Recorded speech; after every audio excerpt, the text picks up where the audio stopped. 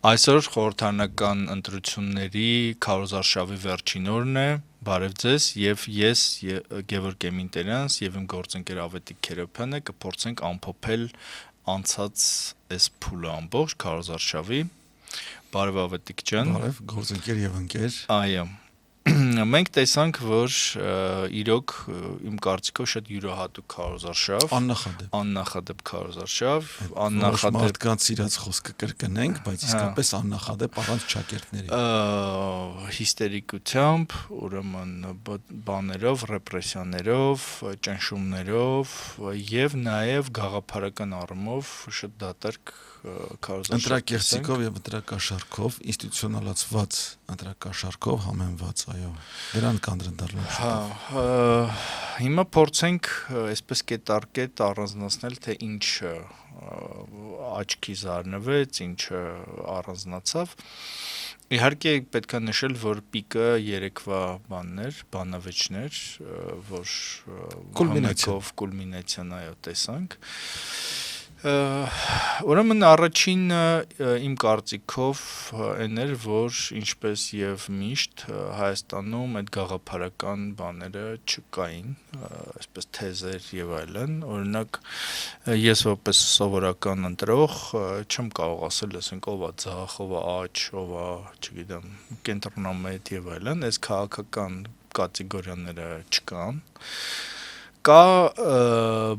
իշխանության կողմից օրակարգ թալանչիներ, ռուսամետներ, Ռուսաստանի, չգիտեմ, ստրուկներ եւ այլն, եւ հակառակը, ուրեմն նույն կերպ թալանչի անվանվում է իշխանությունը, թուրքական,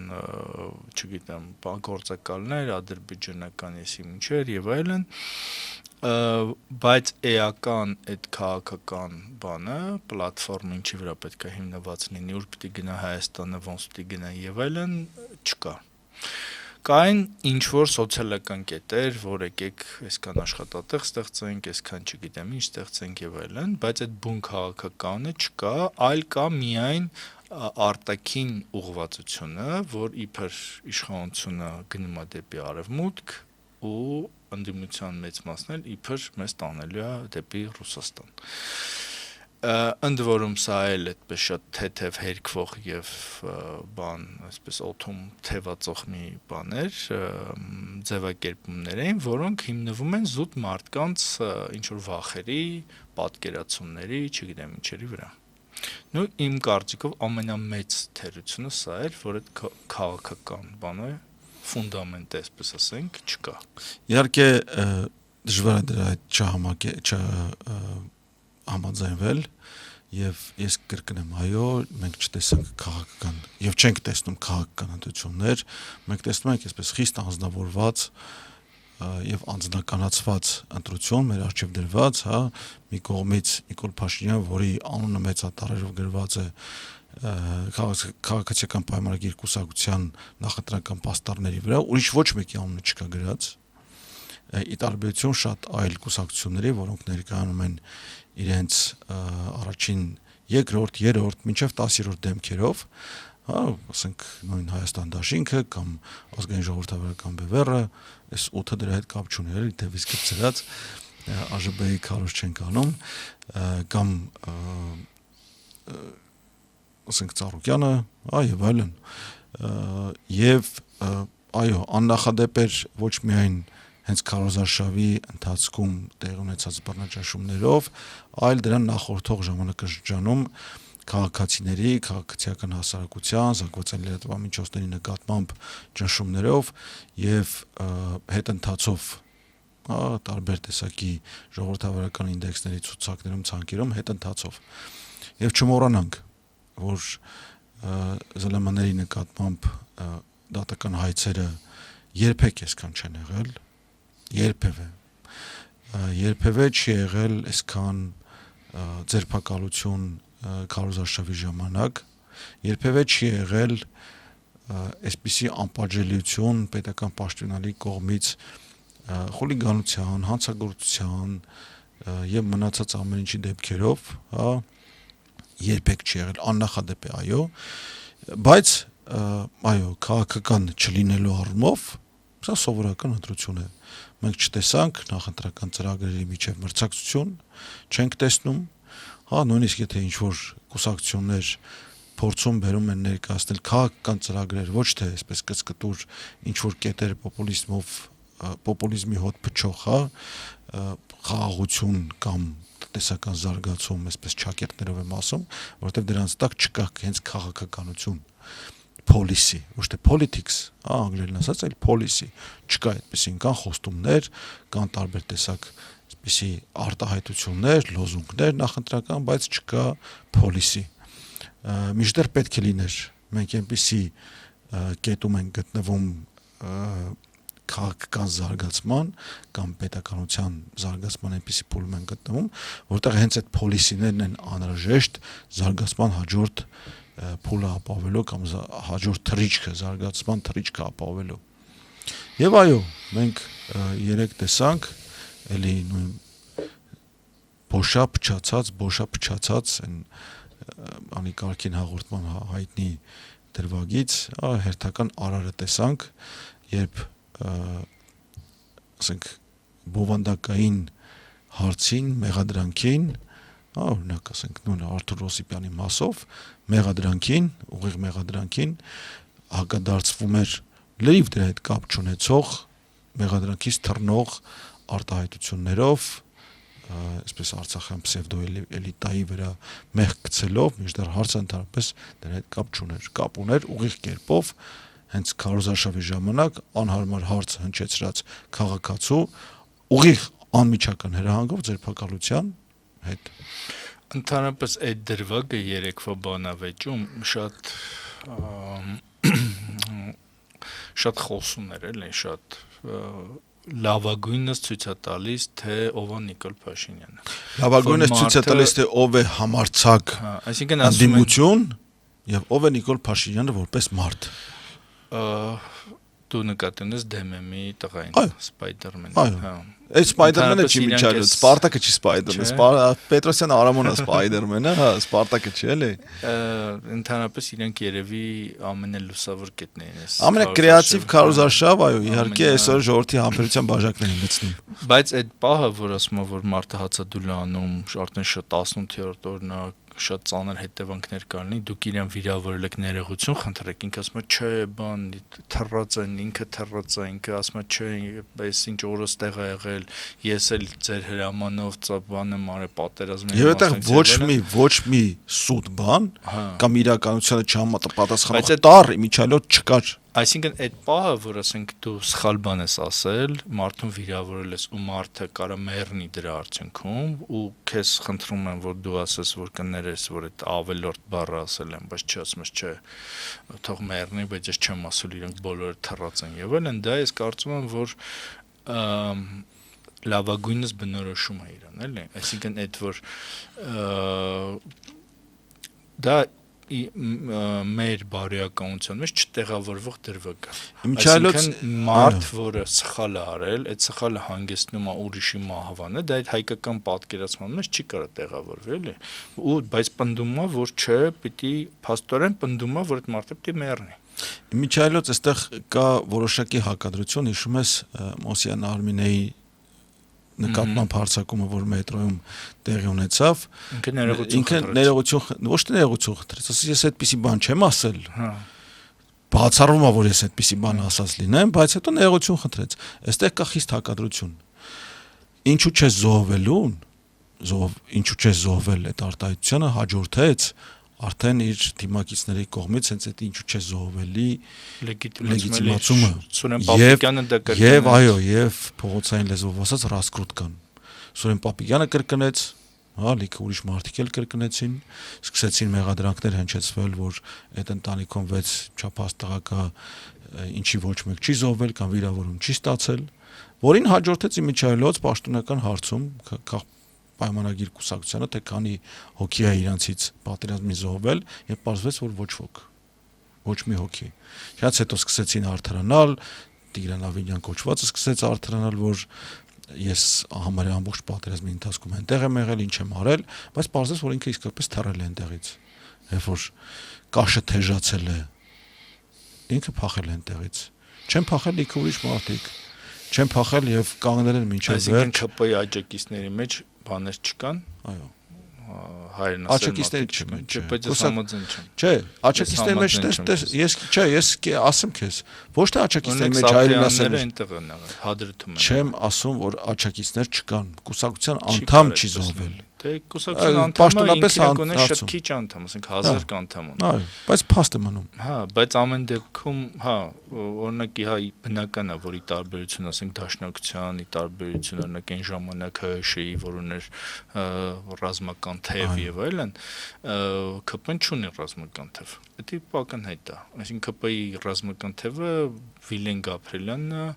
Նավակ Ճոճողն է եւ բանն է, փոխքաղաքապետ Արմեն Փամբուկչյանն է։ Փամբուկչյան։ Մեր չգիտեմ ջավախցի մեջ։ Բայց բարձա որ դա հերվից էլ բարձ։ Բայց ամեն դեպքում մենք այստեղ տեսանք երկու Նիկոլ Փաշինյան, մեկը որը իբր թե բենից փստացրած ինքը շարունակում պնդել։ Այ իր էությունն է գնացել է անշրջելի եւ անհերքելի արարքը կատարել։ Հա դա չի կարող այլևս բացատրվել բենից փստացրած փախածներով։ Դա իր էությունն է, մի բան ասես, սխալ մի բան ասես։ Դա իր էությունն է, իր արցախացիությունն է, հետո սկսել է դա բացատրել, հետո արցախյան պսևդոէլիտային նշելով եւ վերագրելով այդ ամեն ինչը, բայց նաեւ Արցախի ողջ ժողովրդին։ Մյուս դրվագը, որը երեք շատ այսպես ակնառու էր, դա ստախոսությունն էր։ Այսինքն մարդը ուղիղ,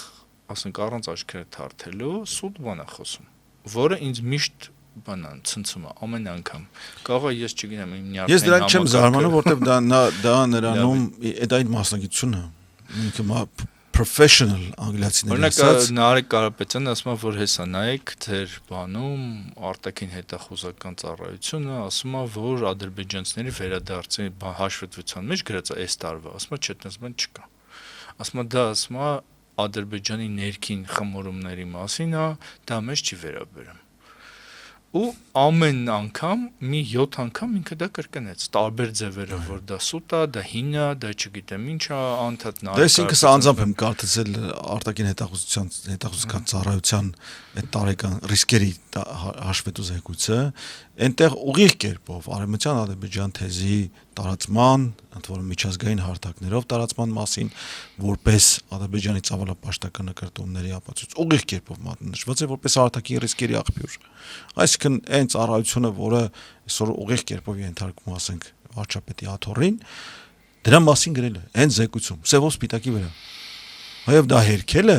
այո, դա բացահայտ է, բացարձակ ստախոսություն է։ Բայց Նիկոլ Փաշինյանը դա անում է մասնագիտական հմտությամբ, ինչու՞ իրեն ուղղակի կարելի ծափարել է դարձում։ Մյուս էլի կարևոր բանը, որ երեք էլի տեսանք, դա իր լպիրշությունն է, որի ու պետք է նշել, որ հմեկը չգտնվեց իր բարձրության վրա, ու թեև հմեկը գտնվեց իր ցածրության վրա, նու ես մնաց իր ցածրության վրա, այո, որ մյուսներին այսպես նկատողություններ անում եւ այլն, որ միկրոֆոն անջատելով, եւ այլն, բայց իրեն թույլ էին տալիս, որ չգիտեմ կալուգացի օլիգարխ ասի, լրտես ասի, չգիտեմ ինչ ասի, ինչ ասես, չասես, բայց ոչ մի բան չկա։ Օլիգարխ Սամվել Կարապետյանը, չէ, Սամվել Կարապետյանը կարող է համարվել Ռուսաստանում, Հայաստանում օլիգարխը։ Իշխանության հետ աֆիլիացված խոշոր այսպես գործարարն է, հա։ Չի կարող Հայաստանում լինել կոչվել ինչ որ մեկը օլիգարխ, եթե նա Նիկոլ Փաշինյանի հետ աֆիլիացվածություն չունի։ Իսկ եթե Նիկոլ Փաշինյանը ինչ որ մեկին ասում է օլիգարխ, հա, կամ նա նրա հետ գործընկեր է, կամ նա ուղղակի ստում է։ Ուրեմն այդ հատկանիշը, որ ասում եմ, երրորդ հատկանիշը լպիրշությունն է, որ ասում են լռեք, որ խոսի դիմացին է եւ այլն, ինքը շարունակում է նույն բանը կրկնել, տղուկ ասել, չգիտեմ ինչ անել եւ այլն, որը դաստիարակություն չստացած մարդու պահվածք։ Այսինքն մեր համար դա պետք է նորություն լինի։ Մենք չգիտենք, որ ինքը դաստիարակություն չի ստացել։ Ամեն դեպքում, օրինակ ես հիշում եմ այդ 21 նախ հիշում 18 թվականի բանավեճը, որտեղ ինքը այդպես սիրված բան դեմք էր եւ բարձության վրա այդպես ինչ որ բարի կատակներ էր անում ինչ էր անում թեւելի 18 թվականի դեկտեմբերին նկատում ես այո 21-ին ինչ-որ փորձեր եղան բանի, բայց այդպես միասնական ինչ-որ բան չեղավ, որովհետև մյուս տեխնացուն Ռոբերտ Քոչյան չեկավ բանավեճի, երեք էլ չեկավ, բայց նաև հասկանալի է, որ ասենք Նիկոլ Փաշինյան հնարավոր չի այդպես խոսքով հաղթել, որովհետև ինքը եթե անդադ կարա սուտ խոսի, անդադ կարա վիրավորի, անդադ կարա ինչ անի, եւ ընդ որում ինքը պետք է նշել, որ ինքը լեզվական այդ ձևակերպումների տաղանդ ունի ինքը այդ որպես խմբագիր իրական շատ լավ խմբագիր է։ Վերջակետ չունի նախադասություններում, բայց ունի սուտ խոսելու, անվերջ սուտ խոսելու կուսակցություն ձևակերպումը։ Ես չեմ կարծում, որ դա իր ձևակերպումն է։ Կան որոշ ինքը լավ խմբագիր է։ Զինանոցում ունի, լավ կարողա ձևակերպում։ Չմոռանանք, որ այդ իր խմբագրությունում աշխատած լիքը այսօրվա պատգամավորել կա, էլի։ Դե հա, բայց ամեն դեպքում օրինակ այդ տղուկը ճամարտակել է, չգիտեմ, այդ վիրավորական բառեր, որոնք համել այսպես գրական են եւ կարան եւ ընկալվեն եւ չընկալվեն եւ այլն, դա անակնկալի է բերում մարդուն։ Ամեն դեպքում, բայց մեծ հաշվով այդ բանավեճը հնարավոր է, քանի որ իշխանության գլխին է ինքը։ Օրինակ այդպիսի բանավեճ անել, պատկերացնել նախորդ իշխանությունների ժամանակ, օրինակ երբ որ Լևոն Տեր-Պետրոսյաններ կամ Ռոբերտ Քոչյաններ կամ Սերժ Սարգսյաններ, ես օրինակ չեմ պատկերացնում, որովհետև դա հնարավոր է անել, որովհետև ինքը շատախոս է, ինքը դեմագոգ է, ինքը ինչը եւ այլն, հա, ու ինձ թվում է, որ եթե մենք մեր պատկերացումները փոխվեն, արժեհամակարգը փոխվի, որովհետև ես իրոք չեմ պատկերացնում, ոնց կարելի իրան ընկալել որպես տղամարդ։ Դա չեմ հասկանում։ Ոնց է մեր ժողովուրդը իրան ընկալում որպես տղամարդ, երբ որ ինքը ասենք, չգիտեմ, ուզում է մարդը մեռնի, ուզում է չգիտեմ ինչ անի, այս բաները չեմ պատկերացնում։ Եթե դա չփոխվի, ես կարծում եմ, որ այս բանավեճի բանը կփոխվի, էլի տրամաբանություն։ Դե այս բանավեճերի ընդհանրապես իմաստը ինքը էրոզիայի ենթարկվեց հենց այն մասնակիցների վարքագծի պատճառով։ Առաջինից մինչև վերջինը ունեցան բացարձակապես նույն ընթացքը, չկար եւ չեղավ քաղաքական խոսք, բայց թույլ տվեց մեզ նաեւ այսպես բացահայտել եւ մեզ նկատնում ընտրողին բացահայտել մասնակից կուսակցությունների այն վերջին այն նույնիսկ իհարկե ով այդ կողմից ակնհայտ կերպով դասավորվեցին, հա մի կողմից պրոիշխանական ճամբարը, մի քանի այսպես աչերձախ տեխնացուներով ծանոթան հենց ծծեի ուղղագրությունները չպարզված, բայց մյուս կողմից էլ դասավորվեց շատ ծիծաղելի կտոր որ Թաթյանը Արման Բաբաջյանն ասաց, որ դուք էլ իմ իմանալով Նիկոլ Փաշինյան ցախ տեխնացուն եք, դա ու շատ sense մեխեր էլի դա ամեն դեպքում այդ հատվածը մեկնաբանել, որովհետև չեմ ուզում իշնել, ասենք, անձնական բաները գնահատել, բայց պարզ դարձավ, թե ովքեր են պրոիշխանական եւ ոչ թե իրենց քաղաքական հավատամքով պրոիշխանական, հա, այլ իրենց քաղաքական հավատարմությամբ։ Այդտեղ երկրորդ դրվագը շատ ծիծաղելի այդ թեմատիկայում այն էր, որ Շիրինյանին ակնհայտորեն նախապես ասել են, որ կհարցնես, բա որտեղից է այդ ինֆորմացիաները ճշտել, հետո բայց Նարեկ Կարապետյան ցույց էր տվել, ցույց տվեց այդ զեկույցը, բան որ սա, բայց Շիրինյանին չէր հասկացել, որ այդ հարցը արդեն հնացած է, նորից ասում էր, բա որտեղից է այդ տվյալները վերցրել։ Դե ակնհայտ է, որ կա, այո, ակնհայտ դարձավ արդեն քաղաքական ուժերի դասավորվածությունը, պրոիշխանական եւ չասեմ հանդիմադիր, բայց հակա իշխանական, հա, մյուս կողմից իհարկե իմ աչքում եւ պատահական անցորդի ֆենոմենը, չէ, իդեմս Արտակ Սարգսյանի որ չգիտես ինչու է Արտակ Սարգսյանը, ասենք, այս բանի քարոզարշավին ամենածիծաղելի մասնակիցն է, բայց երեկվա բանավեճի իմ աչքում անվերապահ հաղթողը Հայկ Մարությանն էր, որը չմասնակցեց բանավեճին։ Դե չմասնակցեցին նաև Ռոբերտ Քոչյանը, Գագիկ Ծառուկյանը։ Հայկ Մարությանը չմասնակցեց քաղաքական հայտարարությամբ չմասնակցեցի, գնա ասեց, որ ես անիմաստ եմ համարում այս բանավեճը հենց ուղիղ եթերում եւ հեռացավ բանավեճից, այսինքն ինքը առնվազն մարտադաշտը թողեց չպարտված։ Եկավ իր կրակոցը արեց եւ չպարտված հեռացավ։ Ամեն դեպքում պարզ է իմ համար, ասենք Հայկ Մարությանի մոտիվացիան, Հայկ Մարությանի Նիկոլ Փաշինյանի հետ դեմագոգիայի եւ սուտասանության մրցույթի մեջ մրցվելու ցանկության բացակայությունը, ես Հայկոն շուտ ես համաձայն չեմ, ավետիք չեմ։ Մենք այստեղ միշտ չի որ համաձայն ենք այո, ավելի հաճախ անհամաձայն ենք լինում, որովհետեւ ինքը որպես Նիկոլ Փաշինյանի շփված մարդ մոտիկից կարա հարյուրավոր օրինակներ բերի, թե ինչ SMS է ստացել, երբ է իրան խմած տեսել, ինչ սխալ որոշումներ է տեսել, ոնց է իր արվածը վերագրվում, ասենք Ավինյանին կամ եւ այլն, եթե ինքը դրանից խուսափում է, բայց դրանից հետո ինքը հաստատ ձերբակալվելու էր անկախ ամենից, այսինքն եթե ինքը կարողանար հունից հանել Փաշինյանին եւ այսպես հաղթել իրան կամ բանանը, բայց ինքը հաստատ դա կարող աներ եւ որպես շոումեն եւ որպես հումորը շատ լավ անցալող մարդ եւ այլն, բայց երևի թե վախերը ապագայի հանդեպ Հայկոն իրականում ինքը չի պատկանում եւ չի պատկանել այն մոտ ներքին չափազանց մոտ խմբակին երբեք չի պատկանել։ Ես գիտեմ, որովհետև գիտեմ դրա մասին։ Իհարկե ինքը տիրապետում է որոշակի ներքին ինֆորմացիայի, բնականաբար,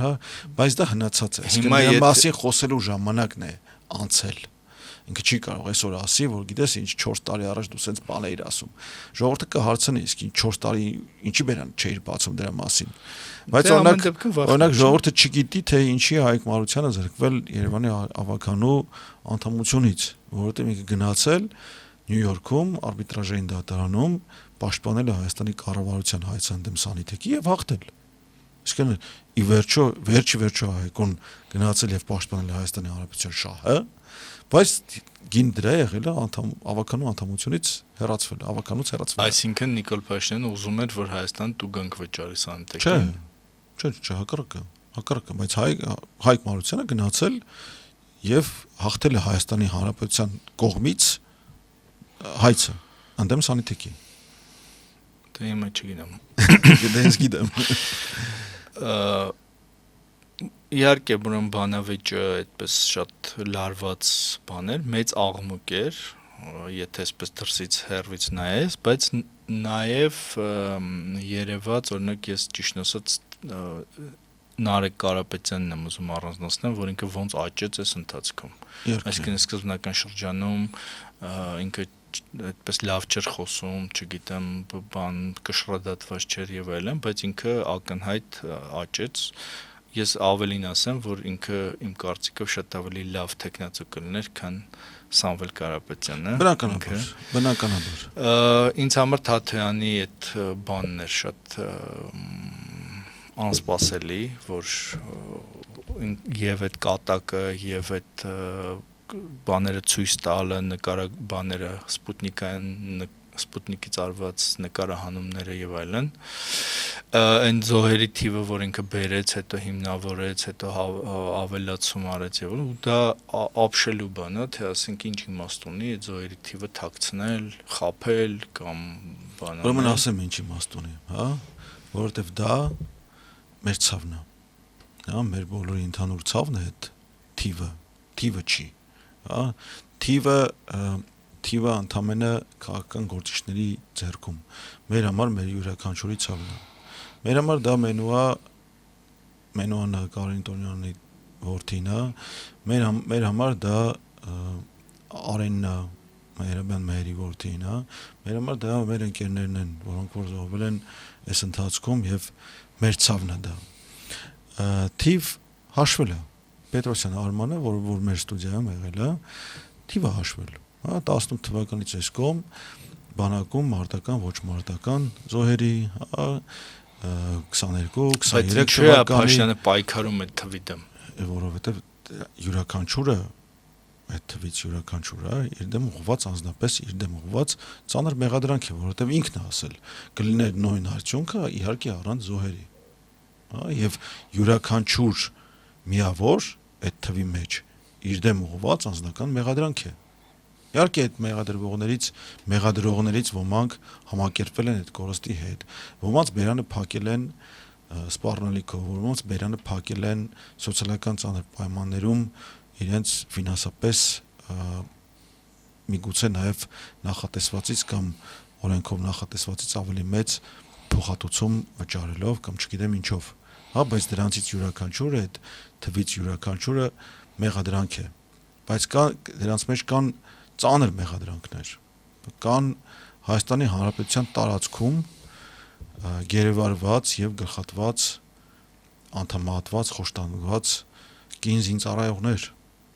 կան այդպիսիները, դրանք շատ ծանր մեղադրանքներ են։ Դա այն արյունն է, որը Նիկոլ Փաշինյանը ուրացել է ուղղակիորեն եւ անձամբ։ Եթե պատերազմի 20 թվականի պատերազմի կամ 22 թվականի պատերազմի զոհերի մի մասը ռազմաճակատով մարտական բախումների ընթացքում է զոհվել, հա, այդ կորուստները, այդ զոհերը ուղիղ եւ անձամբ իրեն ուղղված մեղադրանք են, որտեղ նա ուրացել է իրենց արյունը, այն արյունը, որը անձնապես է ուրացել։ Եվ հրաժարվել, այո, այդ արյան համար պայքարելուց, այդ արյան համար պատասխանատվության կանչելու։ Մյուս մասնակիցը, որը ուզում եմ էլի անդրադառնալ, որ շատ այսպես պրոֆեսիոնալ դրսևորեց իրեն, Էդմոն Մարուկյանը, որը կլասիկ պատգամավոր Էդմոն Մարուկյանը, որը ուրեմն էլի այսպես շատ ճիշտ փաստարկված Նիկոլ Փաշինյանին հունից հանելով այդ մեղադրական բաների վերաբերել այդ հատվածը որ եղավ, որ ասաց դուք ոնց որ թե դատավճռի կոնսպեկտն եք կարդում եւ այլն, որից Փաշինյանը խառնվեց իրար, որովհետեւ երևի թե դա այդպես էլ կար։ Այդպեսի ուրեմն բան կա։ Իմիջայլոց դրա հետ կապված ես մի բան ասեմ։ Այս տարատեսակ քպեական պատգամավորներ Արթուր Օսիպյանի ձերբակալումից հետո սկսեցին տարածել ինչ որ կոմենտների, թվում է թե սկրինշոտ, բայց մանրակրկիտ ուսումնասիրության դեպքում պարզ է դառնում, որ դա տպագրված տեքստից արված նկար է։ Այսինքն տպագրված դա կարող է լինել քրեական գործի նյութեր, ինչ որ գործի նյութերում։ Որտեղ գիտենք Արթուր Օսիպյանի ձերբակալումից հետո անհետացել է նրա Facebook-յան էջը, անհետացել է նրա ամեն ինչը, digital հետքը, հա, եւ անհետացել է հեռախոսը։ Անհետացել է ընդ որում, անհետացել է չգիտես ինչ հանգամանքներում եւ Արթուր Օսիպյանի ձերբակալության հիմքերը ընդհանրապես անհասկանալի են։ Ուր են այդ հիմքերը, ինչ քրեական գործի շրջանակում նա ձերբակալվել, ինչ է արել Արթուր Օսիպյանը, որ գտնվում է անազատության մեջ, հա, եւ շատ հնարավոր է, որ արդեն իր մարմինը անցել է այն շրջադարձի կետը, որից հետո նա կարող է վերականգնվել։ Հա, եւ չմոռանանք, որ Աստված չանի իհարկե, բայց Աստված մի բան արդեն արել է, հա, ձերբակալված, ապօրինի կերպով ազատությունից զրկված Արմեն Հովհաննիսյանն է մահացել Նուբարաշենի հոգեբուժարանում, չգիտես ինչ հիմքով այնտեղ հայտնված, չգիտես ինչ հիմքով ձերբակալված, կալանավորված, իշխող կուսակցության պլակատը փակելու համար, որը վարչական իրավախախտում է համարվում, այն էլ պարզ չէ, իշխող կուսակցության պլակատը օրինական հիմունքներով էր այդտեղ կպցրած թե ոչ։ Բայց այսօր առավոտյան կար մի հատ բան, ես տեսա մի հատ տեսանյութ, որտեղ հեմք չերվից էր նկարած, որտեղ մի հատ մեկը, մի տղա, երևի մի 30 տարեկան, պոկում է Սամվել Կարապետյանի պաստառը, տանում կպցնում է աղբամանի վրա գլխի վայր, հեռախոսով դա նկարում է ու գնում է։ Հա, եւ պարզա, որ այս տղայի նկատմամբ այդպիսի բան չի լինի։ 21 թվականին Հայաստան Դաշինքի նախընտրական պաստառները ընտրությունների նախորդ օրը փոկվեցին եւ ընտրությունների օրը հայտնվեցին գետնին ընտրատեղամասերի ճանապարհների վրա։ Ինչալոց դա հիշենք։ Դե այս պարագայում ճիշտ ասած, երբ պետության, ասենք ուժային կառույցները ինչ որ մեկի կողմն են բռնում, այդ դա նշանակում է, որ իրենք դառնում են կողմ եւ դառնում են քաղաքական ուժի ինչ որ կցորդ։ Ցավոք սրտի մենք շարունակում ենք այդ ավանդույթը տեսնել ու դա դարձնում է Նիկոլ Փաշինյանի պարտությունը գրեթե անհնարին կամ շատ դժվար, որովհետև հնարավոր չի պայքարել, չգիտեմ, ազգային անվտանգության, դատախազության, ուժային կառույցների առումով ես կարծում եմ, որ հետադարձի կետը իրենք անցան 24 թվականի հունիսի 12-ին, երբ Բաղրամյան պողոտայի վրա ազգային ժողովի մոտակայքում գտնվող այգում կիրառվեցին ապօրինի միջոցներ, մարդիկ վերջույթներ կորցրեցին, չմոռանանք եւ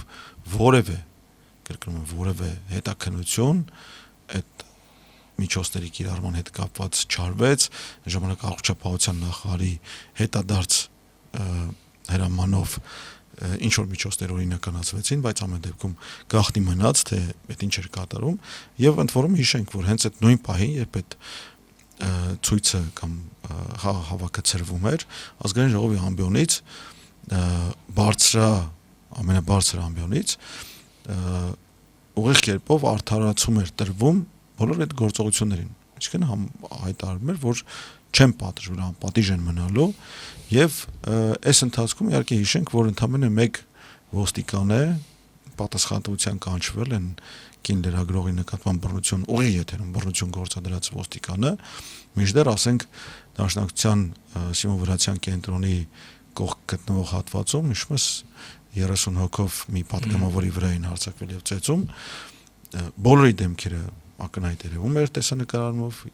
գեթ մեկը չկանչվեց պատասխանատվության։ Այս քարոզարշավի առանձնահատկությունից մեկը ագրեսիան էր, որը արդեն հասնում է աննախադեպ բացահայտ ագրեսիան, անթաքույց եւ բացահայտ ագրեսիան հասնում է չգիտեմ ուր, որ ուրեմն եղավ այդ Մասիսի դեպքը, որ օրինակ դա անպատկերացնելի բան, որ ասենք կարա մի 60 տարեկան տղամարդը քացով խփի, ասենք հղի կնոջ փորին։ Հետո փախան իրանք հետո էլ մասնակիցները դրա փախան կամերաներից, չէ՞։ Չի տեղավորվում, ասենք այդ մարդը հետո գնում է տուն, հետո ասում են եսի մեր հերն է կամ մեր պապն է կամ մեր չգիտեմ հորեղբայրն է կամ ինչն է, ասենք ոնց է այդ մարդը անջնջելի խարան է դա, անջնջելի խարան է մարդկանց վրա դաջվել արդեն, պատկերացնել, անջնջելի խարան։ Ինչքան էլ որ ասենք բանը ուրիշ թևը, ուրիշ բան են ուզում, չգիտեմ, քաղաքական այլ հայացքներ, ոնց կար ասենք հայ տղամարդը այդպիսի բան անի, էլի նորմալ, ասենք, չգիտեմ, ոչ խմած, ոչ չգիտեմ, ինչ բաների ազդեցության տակ, հետո ներողություն չխնդրի կամ թիմակիցները դրա համար ներողություն չխնդրեն, չբացատրեն դա ոնց է եղել, դա նշանակում մեղավոր է եղել, չէ՞ որ, այսինքն նես չի որ սադրել, չգիտեմ ինչ է արել, ինքն խմած է, ճակերտավոր ասած, ճակերտների մեջ քաղաքական նոր մշակույթ է ձևավորվել, այո։ Դա իմ կարծիքով բան է, էլի, բացատրելի է մեր, այսինքն մենք կարող ենք ասենք այդ մարդը հայ չի, ուղղակի։ Իրականում դա բացատրվում է նորաստեղծ, այսպես ճակերտավոր քաղաքական մշակույթով։ Այսօր վրա է եղել, տեսել, սարսափելի տեսարաններ, աջակցին մեքենայի տակ են գցել։ Սրանք այդ մարդը մեքենայի տակ ընկել է, բայց քշել են աջակիցների խմբի վրա։ Այդ եմ ասում, քշել են, այդպես նույն այդ քշելու պահը չկա, բայց այդ մարդը, որ արդեն գետնի վրա եղել են, դա նկարահանված էր, որ էլի պատկերացնելի բան է, օրինակ ես մարտի 1-ին եղել եմ դրսում, պրոսպեկտում, տեսել եմ, ասենք, ցուցարարներ, ոստիկանություն, բաներ, բայց այդպիսի ատելություն իրար նկատմամբ ես չեմ տեսել, որ ասենք բան անեն, նույնիսկ ասենք բան կար, Զավեշտալի մի հատ բան կար, որ Զաքյան փողոցում մի հատ տատիկ գոռում էր բանը, ես ուրա մեր նախագահը, ես ընտրել եմ Սերժ Սարգսյանին, ինչու չի գալի ժողովրդի կողքը եւ այլն, եւ 4 բոլորը հակառակ քաղաքական հայացքների տեր մարդիկ, ասենք ժպտում էին, ծիծաղում էին կամ ինչ են, բայց ոչ ոք քաշքշեին կամ չգիտեմ ինչ անեին։ Իմիջիայլոց եթե վերադառնանք երեկվա բանավեճին, ես մեր ունկնդիրներին, հետևորդներին խորհուրդ կտամ դիտել մեր ծանոթ ընկեր Համբարձումյան Արթուրի տեսաուղերձը, որտեղ ինքը հարցադրումներ էր հնչեցնում։ Այդ հարցադրումներից երևի թե որևէ մեկը չհնչեց երեք, բայց խիստ եւ կոնկրետ հարցադրումներ են այդտեղ։ Խիստ կոնկրետ հարցադրումներ են Հայաստանի տարածքում տեղի ունեցող ապօրինությունների վերաբերյալ, Հայաստանի տարածքի նկատմամբ տեղի ունեցող ապօրինությունների վերաբերյալ, պատերազմի ընթացքում պատերազմից հետո տեղի ունեցած ապօրինությունների վերաբերյալ։ Օրինակ, Արթուրը շատ հաճախ բարձրացնում է այդ հարցը, որ Նիկոլ Փաշինյանի կառավարությունը ջրել է Արցախում տրված վարկերը։ Հա, եւ հրաժարվել է մինչ այսօր բացահայտել, թե այդ վարկերը ում էին տրված։ Այդ վարկերի 70%-ի պատասխանատվությունը ստանձնել է կառավարությունը, այսինքն մեր փողերով, հա, մեր վճարած հարկերով ստանձնել է կառավարությունը, եւ դրա մասին խոսք չկա։ Մինչդեռ այնտեղ այդ ջրված վարկերի թվում կան շատ հետաքրքիր անձնավորություններ, Սերժ Սարգսյանի փեսաներից մեկը, Սամվել Կարապետյանի ընկերություններից մյուսը, հա, եւ այլն եւ այլն։ Տարբեր բաներ կան, բայց ես կուզեմ նաեւ այստեղ քիչ առաջ ասացի ընտրակաշառքի մասին, խոսենք հենց ընտրակաշառքներից, ինստիտուցիոնալացված ընտրակաշառքից, հա, որովհետեւ մնացածը դեռ այն ինչ որ մեղսագրվում են ընդդիմադիրներին դեպքեր են, որոնք դեռ պետք է բացահայտվեն, հաստատվեն, պետք է բացահայտվեն, բայց կան ինստիտուցիոնալացված ընտրակաշառքի դեպքեր, որոնք ակնհայտ է բացահայտ են։ Օրինակ, հա, դեռ դեկտեմբերին կառավարության տարբեր անդամներ բացահայտ կերպով հրաժարվում էին թոշակների բարձրացումից, մինչդեռ դեռ սեպտեմբեր ամսից, հիշում ես, մենք դրա մասին խոսել ենք, Հայաքվեն արշավեր անցկացնում, իրականացնում կենսաթոշակների 50%-ով բարձրացման համար հրաժարվում էին։ Հա, հիշեցնենք, ասենք, մեր հետևորդներին տարբեր հայտարարություններ, թոշակառուն, մենք թոշակառույց ավելի լավ գիտենք, թե 10 կամ 11000 դրամը ինչի վրա ծախսենք, 10000 Նիկոլ Փաշինյանը 10400 կամ 11000 դրամը, հա, եւ այլն եւ այլն, բայց մեկ էլ հանկարծ տեսնելով ընտրական ռեյտինգի այսպես չհուսադրող թվերը, որոշեցին մարտ ամսին ապրիլից բարձրացնել կամ մարտ ամսից մայիսից բարձրացնել կենսաթոշակները, այլ ոչ բոլորին։ Հա, 10000 դրամով մինչև 10000 դրամ, այլ ոչ բոլորին։ Հետո տեսնելով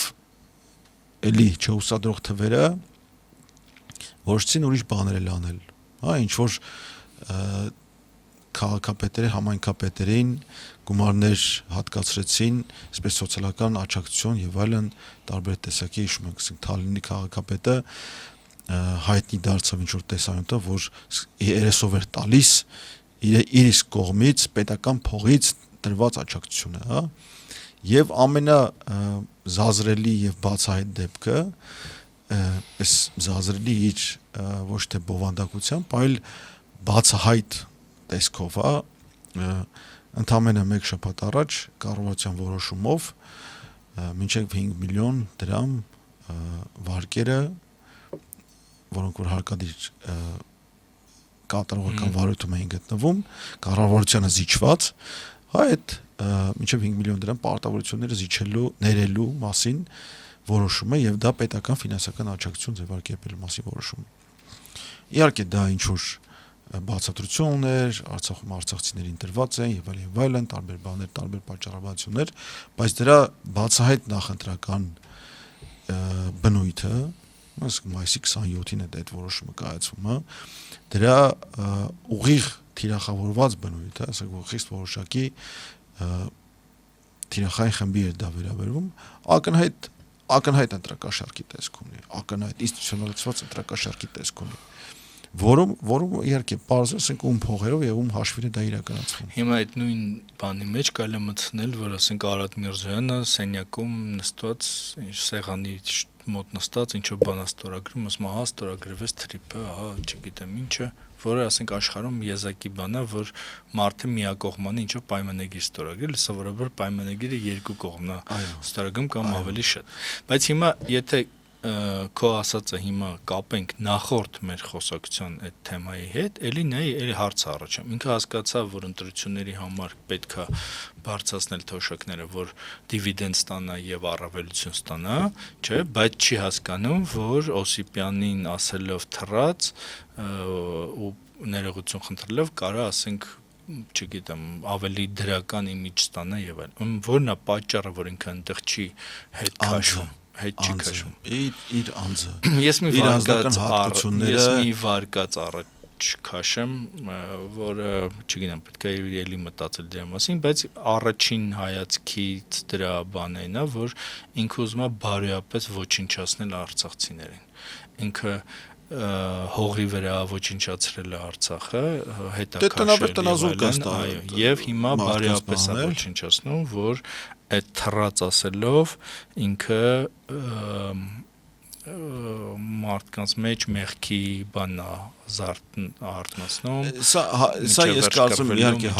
հակառակ էֆեկտ է ունենալու, որովհետև արցախցիները այս ամեն ինչի հետ կապված ես շատերին եմ ճանաչում,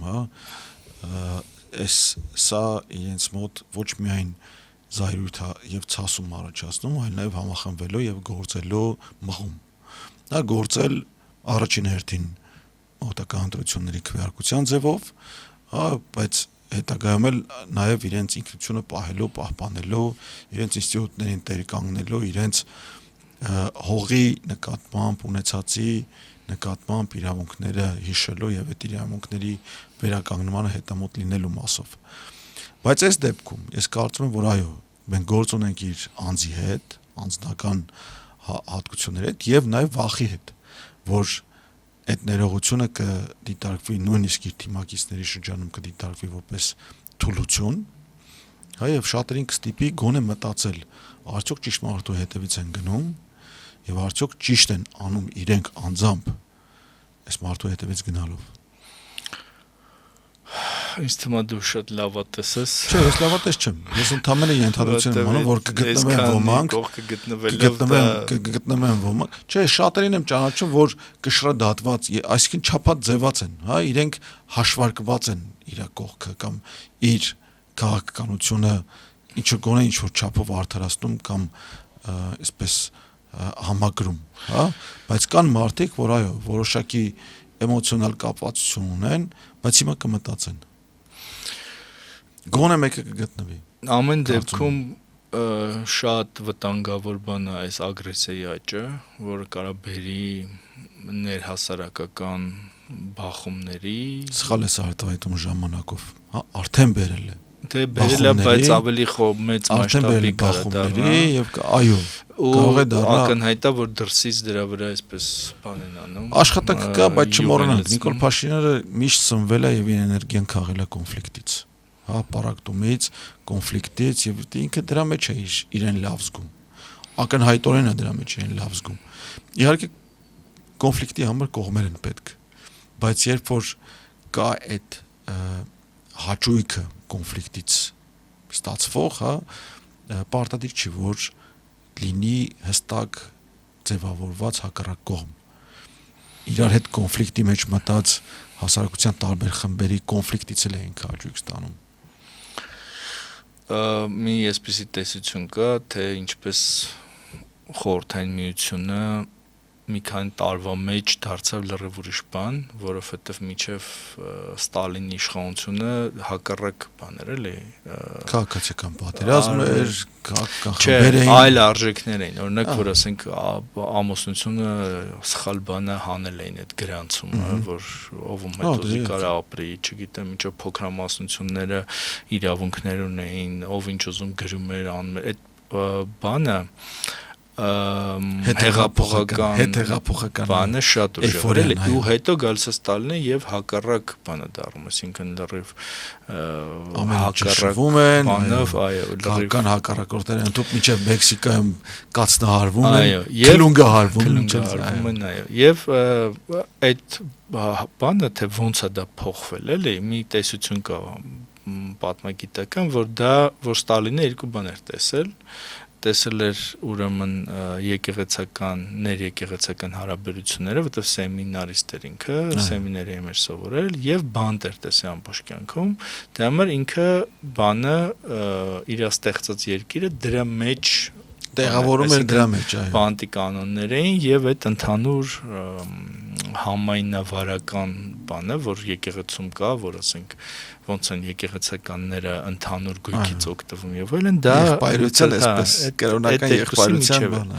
Հիմա եթե դա պրոյեկտենք Նիկոլ Փաշինյանի վրա, ապա այդ իր մեջ եղած քաոսը, որ իր մեջ կա քաոտիկ մի հատ բան, էլի, որ ու այդ իր մեջ եղած կոնֆլիկտը ինքը միշտ տեղափոխվում է հասարակության քաղաքական դաշտ է տեղափոխվում ներ հասարակական հարաբերությունները տեղափոխվում եւ լրագրողական գործունեությունը, որը ասենք համեմված էր տարբեր տեսակի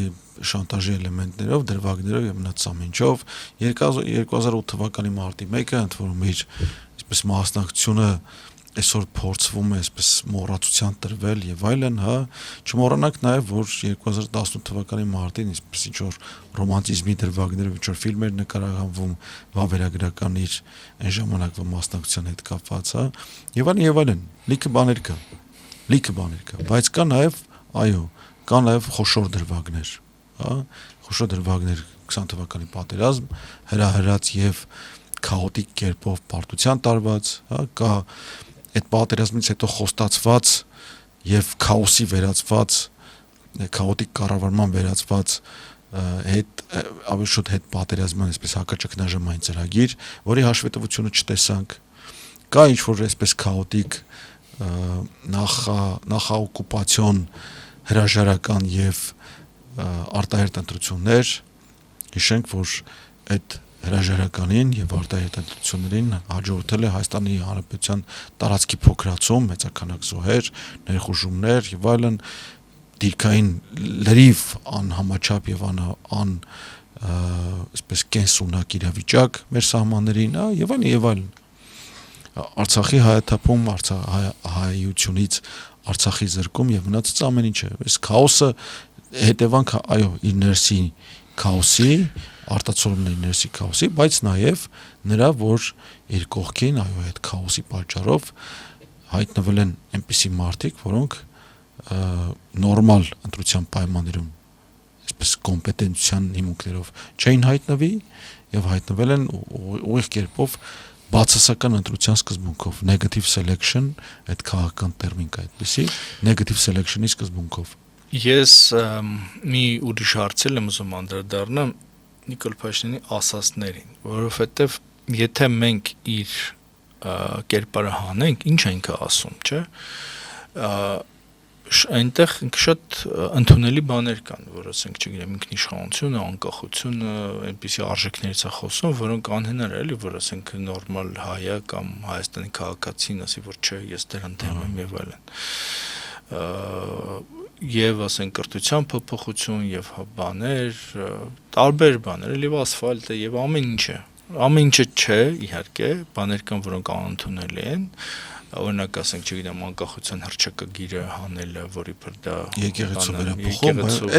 այս տարվա նախընտրական բայց եկեղեցու վերափոխման մեջ էլ կա տրամաբանություն, էլի, որտեվ ասենք, որ հայ մարդը չուզի, որ ասենք բոլոր եկեղեցականները լինեն լավ եւ հա, այդ ով պետք է դա առաջնորդի, հիմա այդ ամբողջ հարցը, իհարկե այստեղ լրիվ ապօրինությունը, ով է դա ասում, չէ, մարդը ասում, որը մինչև հիմա ինչ ասել է, սուտ է եղել։ Այսինքն ասենք, չգիտեմ, օրինակ դու հիշեցիր 21 թվականին, ինքը 21 թվականին ասում էր, որ ես Շուշի եւ Հադրութի դեօկուպացիային եմ հասնելու, Արցախի ճանաչմանն եմ հասնելու, չգիտեմ, ինչ եմ բանանելու, չէ՞։ Մարդկանց հանեց Հայաստանից ու հետ ուղարկեց Արցախ։ Բայց եթե դա բաներ մերը չէ պատանդառություն ուղարկեց, չէ, պատանդառություն ուղարկեց, հաթ բոլորին հետ ուղարկեցին, ցուցակներով, համոզելով, չգիտեմ, բանով, բոլորին հետ ուղարկեցին, որ ահա գնացեք, հեսա լավ է լինելու։ Ինչ է հետ ուղարկեցի։ Որոնք չմոռանանք Արթուր Օսիպյանի հարցը ինչին էր վերաբերում, հա։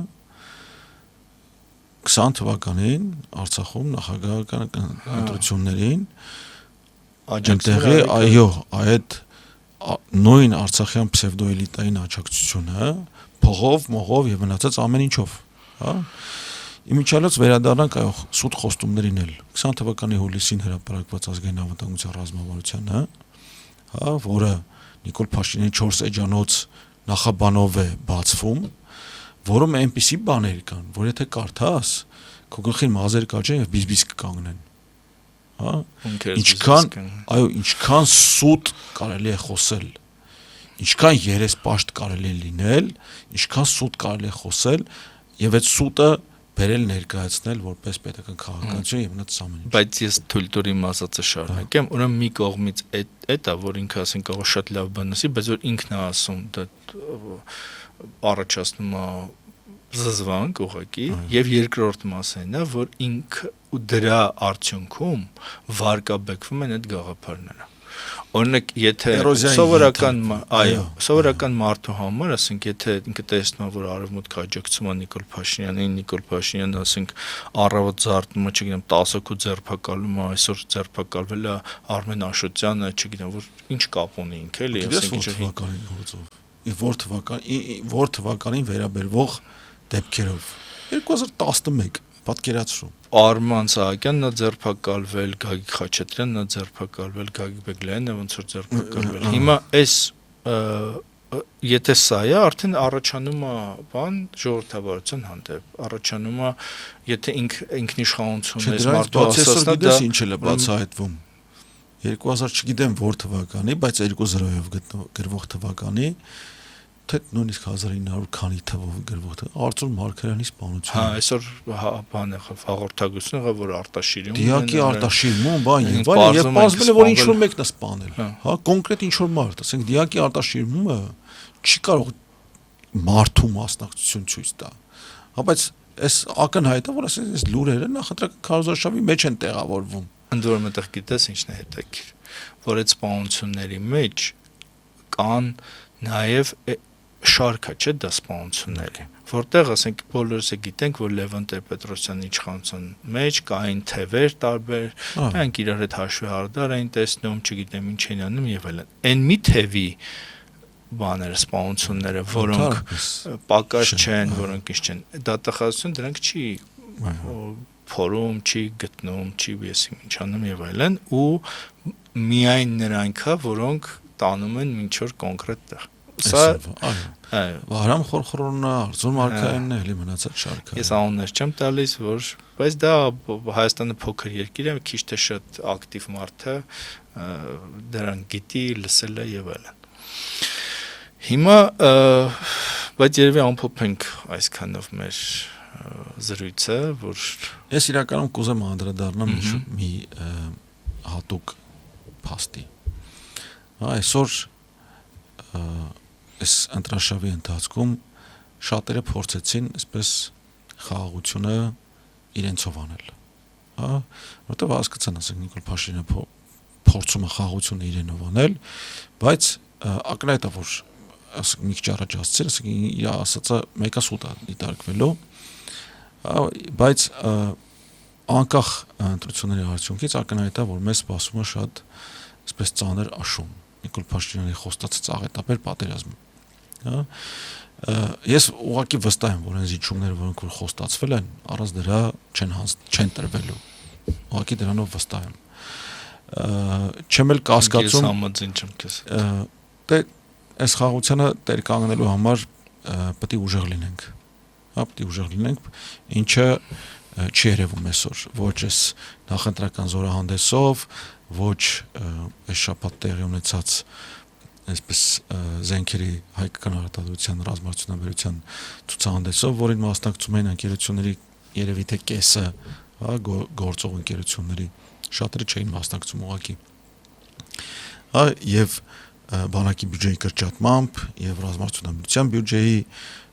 թերակատարմամբ տարեցտարի, հա, 7 տարի այդ բյուջեն թերակատարվում է։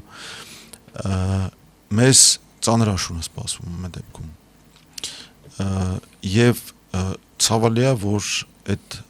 աշնան նախապատրաստությունը քաղաքական ուժերը պատշաճ ուշադրություն չդարձրին, բոլորը խոսեցին անվտանգությունից, բայց չկար գետ մեկ ուժ, որը դրա իրական անվտանգության պատկերացումը վերեց ներկայացրեց։ Ես օրինակ, ասենք, մատնաշեմ նույն, ասենք, Ուժեղ Հայաստանը բերել ներկայացրել անվտանգության թիմ, որի ղեկավարը կամ որի անդամներից մեկը, ասենք, Իսրայելի ՀՕՊ-ի նախկին հրամանատարն էր, բայց եթե ես տեղը լինեի, ասենք, ես կբերեի կներկայացնեի նաև Ջեֆրի Հարիգյանին, հայկական ազգանունով, երևանցի պապով հպարտացող, երևանցի պապու բագում տոլմա ուտել է հիշելով ամերիկյան 40 գեներալին, որի վերջի պաշտոնը ամերիկյան օդուժի գլխավոր հրամանատարը Եվրոպայում եւ նա համատեղության կարգով ՆԱՏՕ-ի օդուժի հրամանատար, հա, ինչ եմ էս հիշեցնում։ Մենք ունենք համայն հայությամբ ունենք հսկայական ներուժ, հսկայական ուժ։ Քաղաքական ուժը չի որ կարող է պետությունը պետք է անի։ Այո, եւ կոչս կլինի, չէ, կոչս քաղաքական ուժն էլ կարող է անել, եթե քաղաքական ուժը դա արել է, այն իսրայելցի հոպի գեներալին բերել է շատ մոտ ազգական, որ էլի գիտեմ, բայց լուրջ ռազմական փորձ։ Ես մի դրվագ եմ բերում, մի հնարավորություն, բաց թողնված հնարավորություն, բայց նորմալ ազգային պետություն կառուցելու դեպքում, կառուցելու համար, հա, մենք պետք է մոբիլիզացնենք մեր ողջ պոտենցիալը, գնանք գտնենք այն որքորների եւ հոպարներին, որոնք իրենց բնակավարներում բանեն ասող են։ Բայց դա բոլոր ոլորտներն է վերաբերում։ Իհարկե։ Այսինքն մենք ունենք, ասենք, հայ ռեկտորներ, որոնք ղեկավարել են արևմտյան բուհեր։ Մենք ունենք հայ մեծահարուստներ, որոնք ասենք Փենսիլվանիայի միայն մեծահարուստները Happy Valley-ում քաղաքի տեր են, օրինակ են բերում։ Այլ տարբեր որ այդ արևմտյան փորձը գա Հայաստան, բայց հիմա արտակուստ այնպիսի տպավորություն է, որ Հայաստանը կռիվ է տալիս արևմուտքի եւ հյուսիսի միջև, չէ՞, բայց դա իրական այդպես չի։ Ինձ համար ցավալիորեն բան է, որ դա իրական կեղծ պատկեր է, աղետից առաջ ու դա է նշանակում, այս աղմուկը, որ չգիտեմ ինչ, պամիդորը, բիբարը, չգիտեմ վարդերը, ես ինչ եւ այսօր վաղը մյուսօրը տեղի ունեցող Երևանյան գինը չի հասկանում, որ պետքա, ասենք, այդ արգելքը լինի, ասենք, մարտ ամսին, որ ասենք ապրիլի վերջին դա Երևան մարդկանց վրա կամ մայիսին եսի միշտ լինի, ինչ անշանակում ընտրությունից մի շաբաթ առաջ ինչ որ բան արգելել, երբ որ այդ ազդեցությունը կացնային քաղաքականությունը մենք միշտ ես չեմ հավատում դրան, չեմ հավատում, որովհետև մենք ասում ենք կացնային քաղաքականություն, բայց Ռուսաստանը ինստիտուտներ ունի, հաշվարկներ ունի, չգիտեմ, այդ Ռուսաստանում այդ ինստիտուտներն են էրոզիայի ենթարկվել։ Դե ավելի վատ։ Իսկապես այդ ինստիտուտները այնտեղ էրոզիայի ենթարկվել։ Այլապես, ասենք 22 թվականի փետրվարին չէին մտնի այնպիսի պատերազմի մեջ, որից դուրս գալ չեն կարողանում։ Չէին անել բանը։ Դու այնպիսի թեմաներս առաջ բերում, ապետք չեմ, որ մենք ընկնենք Կարոզարշավի արգելքի տակ ընկնենք, լռության օրը երազանք։ Ուրեմն սրանով ավարտենք, ես առաջարկում եմ, որ կոչ անենք բոլորին, որ անպայման գնան ընտրության, մասնակցեն, իրենց ձայնին եւ իրավունքներին։ Այո, անկախ նրանից ում եք քվեարկում, անպայման պետք է գնալ եւ քվեարկել, դա նաեւ մասնակցությունն է, միակ քաղաքացու միակ հնարավորությունն է։ Առայժմ միակ հնարավորությունն է ժողովրդավարության ինչ որ մի ինստիտուտ աշխատացնելու։ Այո։ Ուրեմն կհանդիպենք ընտրություններից հետո, հուսանք ավելի լավ Հայաստանում։ Ես ընտրությունների օրը ընտրությունների նկատմամբ վերահսկողությամբ եմ զբաղվելու, այսինքն տեղամասում լինելու եմ վստահված անձ։ Մենք ենք աշխատելու այդ օրը։ Դուք աշխատելու եք ձեր ձևով, ես էլ աշխատելու եմ մեր ձևով։ Այո։ Իմ ձևով լավ էսպես ասեմ, էլի։ Կարոս չլինի։ Դե կհանդիպենք մի շաբաթ, ստեսություն։